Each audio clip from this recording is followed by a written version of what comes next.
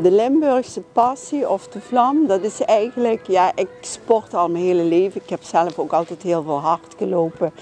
En ik vind het altijd weer opnieuw een plezier hoe mensen bewegen. 2 jaar geleden ben ik met pensioen gegaan en ik zat op een avond jeugdjournaal te kijken. En toen zag ik racerunning voorbij komen bij een andere atletiekvereniging. En toen dacht ik, nou, dat project ga ik opstarten. Ik ben Tony Pater en ik ben de initiatiefneemster van de racerunning. Dit is speciaal voor kinderen of jongeren en ook voor volwassenen die moeite hebben met lopen. Wel een loopfunctie hebben, maar niet of nauwelijks zelfstandig kunnen lopen. Het zijn een soort driewielers en mensen gaan erop zitten en moeten zich met de voeten voorbewegen, dus eigen kracht gebruiken. Maar door die driewielers krijgen ze ondersteuning, zodat ze toch kunnen rennen op de baan. De racerunners kwam op ons pad door reclame die zijn school Adelante maakte voor dit project. En de Atletiek Maastricht heeft de racerunning naar Maastricht gebracht. Ja, onder leiding van de drijvende kracht Tony Pater, die dat samen met Hugo ja, fantastisch doet voor de kinderen. Het is heel belangrijk, zeker voor kinderen, maar voor iedereen, maar zeker voor kinderen met beperking, dat ze veel beweging krijgen. En dit is voor Jesse gewoon een fantastische manier. En hij verheugt zich daar ook op om elke week te kunnen komen. Ik ben Sil. Wat ik zo leuk vind aan racerunner is het tikkertje. Mijn beste vriend Josja,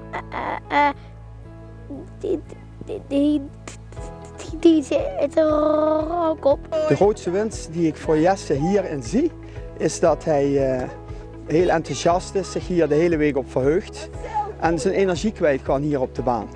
Dus ja, dat vind je als ouder natuurlijk fantastisch om te zien. Een van de plussen van Limburg Athletics staat voor inclusief sporten en bewegen. Racerunning is zo'n plus. Samen met atletiekverenigingen willen we de doelgroep bereiken voor wie bewegen en sporten door een beperking niet zo vanzelfsprekend is. Wij zijn bij racerunner terechtgekomen omdat we op zoek waren naar een leuke sport voor hem. En via wat zoeken op internet kwamen we bij Atletiek Maastricht en proeflessen was meteen bingo. Yeah! En wat Lasse er zo leuk aan vindt is dat hij heel hard kan, hè? En rennen. Heel hard rennen. We hebben 1,5 jaar of 2 jaar geleden was de bevrijdingsestafette. We hadden t-shirts verkocht en toen hebben we €2.500 bij elkaar gehaald. En dan heeft de Dirk Kuyt Foundation, die heeft er €5.000 bovenop gelegd. En daardoor waren wij in staat om 3 racerunners aan te schaffen. En de anderen zijn andere sponsors geweest.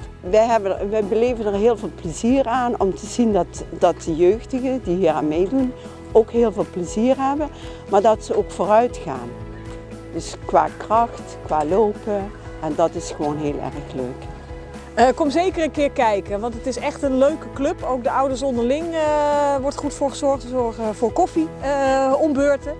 En het is altijd lekker weer op een of andere miraculeuze wijze. En je ziet de kinderen echt groeien als ze hier meedoen. Het is echt heel leuk.